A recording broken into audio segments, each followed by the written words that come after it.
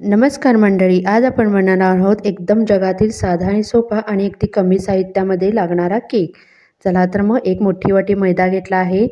यामध्ये आता आपण अर्धी वाटी बारीक दळलेली साखरही घेऊया। 2 चमचे यामध्ये कोको पावडर ॲड केले आहे। 1 चमचा कोणतीही तुम्ही कॉफी घेऊ शकता। त्यानंतर 1 चमचा खाण्याचा सोडा, 1 चमचा आपण ह्यामध्ये बेकिंग पावडर ॲड करूया आणि अर्धा चमचा मीठ। हे सर्व साहित्य आपण हँड मिक्सरच्या सहाय्याने मिक्स करून घेऊया। आता आपल्याला ह्यामध्ये लागणारे साहित्य म्हणजे आपल्याला कोमट दूध लागणार आहे। ते आपण 1 ते 1.5 वाटी आधीच बाजूला काढून ठेवावं। दूध मी आधी 1 वाटी ॲड केलं आहे। त्यानंतर एक आपण पाव वाटी ह्यामध्ये रिफाइंड ऑइल आणि 1-2 चमचे ह्यामध्ये चॉकलेट इसेन्स घेतला होता। आता हे सर्व हँड मिक्सरच्या सहाय्याने एकाच आपण पद्धतीने छान असं मिक्स करून घेऊया। कारण कसं होतं, यामध्ये जो आपण सोडा वापरला आहे त्यामुळे आपला केक फुगण्यासाठी मदत होणार आहे। त्यामुळे एकाच डिरेक्शनमध्ये छान असं ते सर्व मिक्स करून घेऊया। मिश्रण थोडंसं घट्ट झालं होतं, त्यामुळे मी त्यामध्ये अर्धी वाटी दूध ॲड केलं आहे। जास्तही पातळ नाही आणि जास्तही घट्ट नाही, अशा प्रमाणात आपलं मिश्रण तयार झालं आहे। आपण आता ह्यामध्ये टुटी फ्रुटी थोडेसे ॲड करून घेऊया।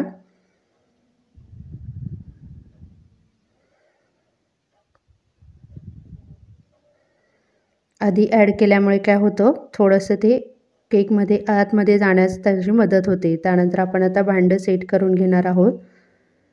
भांड्यामध्ये कागद घेतला आहे आणि त्याला सर्व बाजूने तूप लावून घेऊया आणि आपण जे मिश्रण करून घेतलं होतं ते त्यामध्ये आता घेऊया।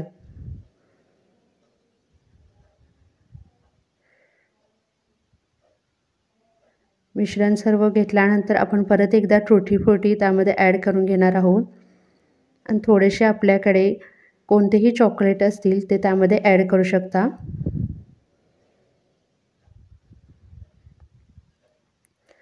आता केक आपण असाच बेक करणार आहोत, त्यामुळे मी कढई आधीच थोडीशी गरम करत ठेवली होती। त्यामध्ये एक स्टँड घेऊन आपण एक 35 ते 40 मिनिटं केक बेक करण्यासाठी ठेवणार आहोत। एक 30 मिनिटं झाल्यानंतर आपण आता केक चेक करून घेऊया। बघू शकता सुईला केक अजिबात चिकटला नाही। गार झाल्यानंतर आपण आता त्याचा कागद काढून घेऊया। केक एकदम सहजरित्या आपला तयार झाला आहे। बघू शकता एकदम फ्लफी केक झाला आहे। कमी साहित्यामध्ये आणि अगदी छान असा फ्लफी केक आपला घरगुती साहित्यामध्येच तयार होतो। बघू शकता अगदी स्पंजीही झाला आहे। तर कशी वाटली केकची रेसिपी? तर चॅनलला नवीन